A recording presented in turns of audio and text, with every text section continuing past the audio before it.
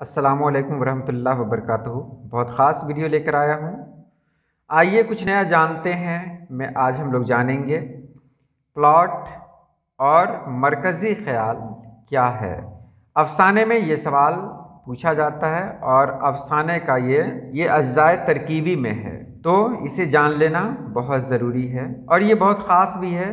मतलब ये मैं वीडियो बना रहा हूँ उनके लिए जो 10th 12th में है, यानी जो 12th तक यानी इंटरमीडिएट तक जो बच्चे हैं उनके लिए ये वीडियो ख़ास तौर से मैं बना रहा हूँ, क्योंकि ये सवाल बार बार पूछा जाता है कि प्लॉट क्या है और मरकज़ी ख़याल क्या है।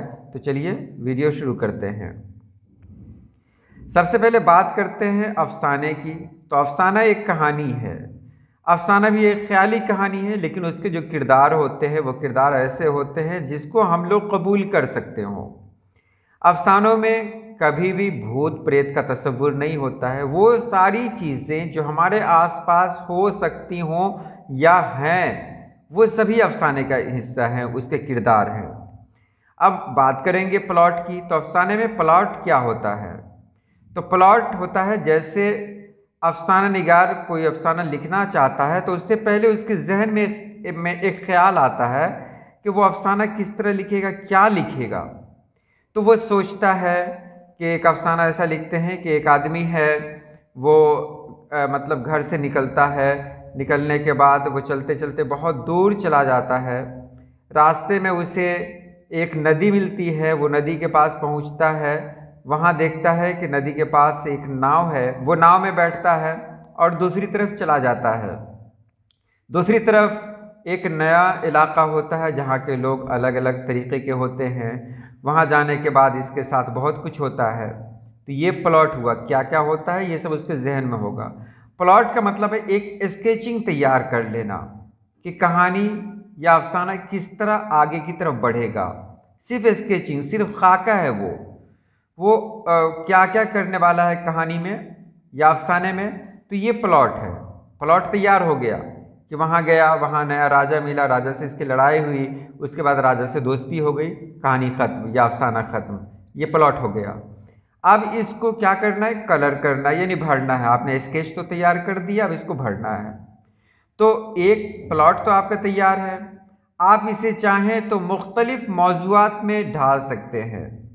ये रूमानी अफसाना भी हो सकता है, समाजी अफसाना भी हो सकता है, इस्लाही अफसाना भी हो सकता है, कुछ भी हो सकता है। प्लॉट तो आपने तैयार कर दिया और अब आपको किरदार को लाकर बैठाना है।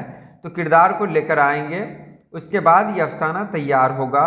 उसमें बहुत सारी चीज़ें और भी होती हैं, जैसे उसमें बात करने का अंदाज है, ये सब कुछ है। तो एक प्लॉट जब तैयार हो जाता है तो फिर अफसाना लिखने में सहूलत होती है। बगैर प्लॉट के अफसाना लिखा ही नहीं जा सकता। तो अब प्लॉट तैयार है। प्लॉट में आप कुछ भी, यानी खेत तैयार है, आप खेत में बो दें। लेकिन जाहिर सी बात है कि आप प्लॉट के एतबार से ही, प्लॉट जिस तरह तैयार किया है आपने, उस प्लॉट के हिसाब से ही आप लिखेंगे। तो ये प्लॉट है, यानी ये खाका तैयार करना। अब मरकज़ी ख़याल क्या है?